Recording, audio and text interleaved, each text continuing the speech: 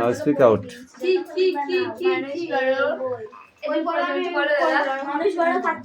মানুষ বড় কাচ্ছে। মানুষের পাশে এসে দাঁড়াও, মানুষ বড় একলা তুমি তার পাশে এসে দাঁড়াও, মানুষ বড়। আরেকবার ঠিক কবিতা পড়ার সময় সঠিকভাবে পড়তে হবে। প্রথমে ঠিকঠাকই বলছিলাম। হ্যাঁ তো বল।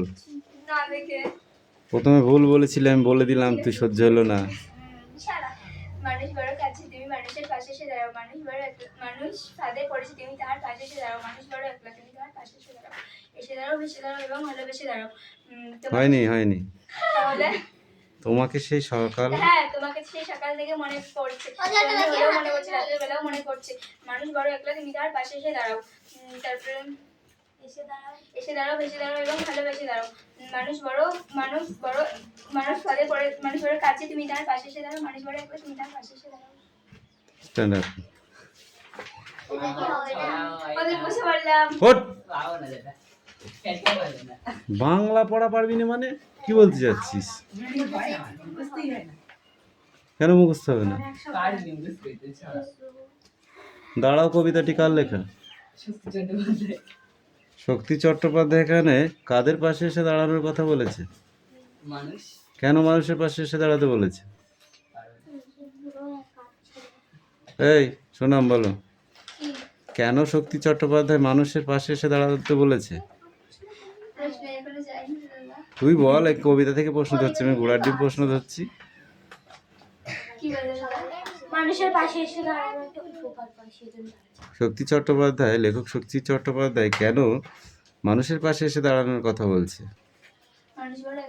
মানুষ বড় একলা, মানুষ বড় একলা।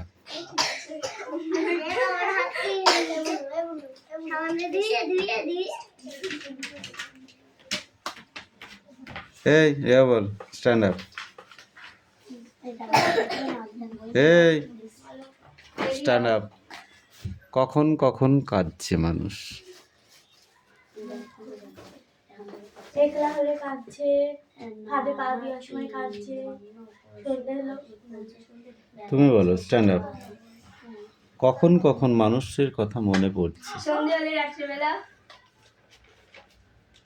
সন্ধে হলে মনে পড়ছে, রাতের বেলা মনে পড়ছে, তাই তো? মানুষকে কিসের মতো পাশে এসে দাঁড়াতে বলেছে? পাখির মতো। শক্তি চট্টোপাধ্যায় যে কবিতাটি এখানে লিখেছে, তোমরা পড়েছো, ওই কবিতাটির নাম কি? দাঁড়াও, স্পেলিংটা বলো। মতো শব্দ ব্যবহার করা হয় কখন?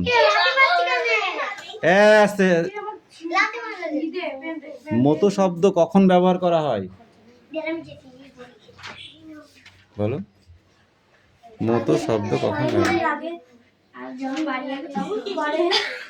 যখন কোনো জিনিসের সমতুল্য হিসাবে তুলনা করা হয়, তখন তাকে মতো হিসাবে ব্যবহার করা হয়। নাও, টেক আপ প্রশ্নগুলো সব করে আসবি। Sit down. এই নিলাম, পড়া দে, পড়ে নে। পড়াটা নিয়ে আয়, মার খাবি কিন্তু এবার।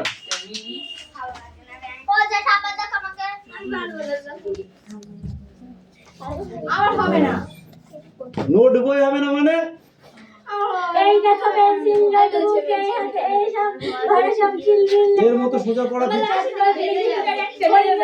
এই চুপ কর। এই বল পড় না। এর মতো ইজি পড়া পৃথিবীতে দুটো হয় না। এর হাতে সবরে নোট বাংলা থেকে সব নোট বই তোমার এই দেখো পেন্সিল, নোটবুক, এই হাতে এই দেখো ঘরে সব। এই দেখো পেন্সিল, নোট বই এ হাতে, তারপর এই দেখো না, এই দেখো ঘরে সব। আবার বলো কথা। এই দেখো পেন্সিল, নোটবুক এ হাতে, পেন্সিল, নোটবুক এ হাতে, এই দেখো ঘরে সব কিলবিল লেখাতে, ভালো কথা শুনে চটচট লিখে থাকি ফড়িং এর কটা ঠেঙা আর ছোলা কাটি খায় আঙুল আটা জ্বলে কেন করে চটচট কাকা মতো দিলে গরু কেন করে ছটছট বসে মাথা ঘামিয়ে নিজে নিজে লিখে এনেছি আগা গোড়া নিজে আনিয়ে হ্যাঁ গান করে কটকট ফোড়া করে টন টন ওরে রামা ছুটে আয় নিয়ে আয় লন্ঠন কাল থেকে মনে মন লেগে আছে খটকা ছোলা মুছে দেয় সাবান না পটকা এই বেলা প্রশ্নটা লিখে রাখি গুছিয়ে জবাবটা জেনে নেবো মেঝেতে পেট কেন কামড়ায় বলো দেখি পারকে বলো দেখি ঝাঁজ কেন জোয়ানের আরকে তেজপাতা তেজ কেন ঝাল কেন লঙ্কায় পেট কেন নাক কেন নাক ডাকে কেন ডাকে আর ঢিলে কেন চমকায় কার নাম রুদ্রবী কার নাম দুন্দবী কার নাম দুন্দবী যাকে বলে অরণি গুড এরকম পড়তে হবে ওকে স্ট্যান্ড আপ যেটুকু হবে সেটুকু বল উঠে তাহলে উঠে ওঠ তারপর বলছি কিচ্ছু পড়তে হবে না নোট বইটা কার লেখা তুই বল স্ট্যান্ড আপ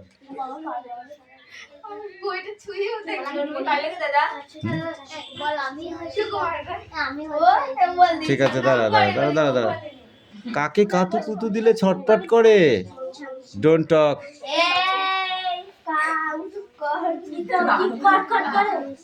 ছটপট করে ঠিক আছে এবার বল টন টন কট কট কিসের আওয়াজ এ একদম বলবি না এবার কিন্তু কান ধরে 100 বার উঠবস করাবো বলার জন্য সোজা নাই তুই বল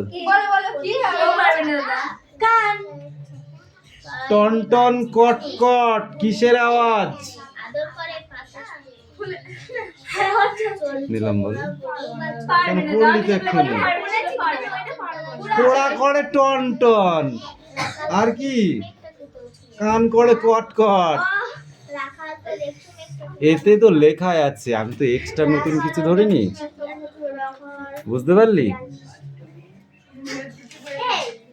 ওকে আরো সুন্দর করে পড়ে আসবে কবিতাটা ঠিক আছে কালকে লিখতে দেবো না দেখে ওকে সেটাও না কালকে ওকে নাও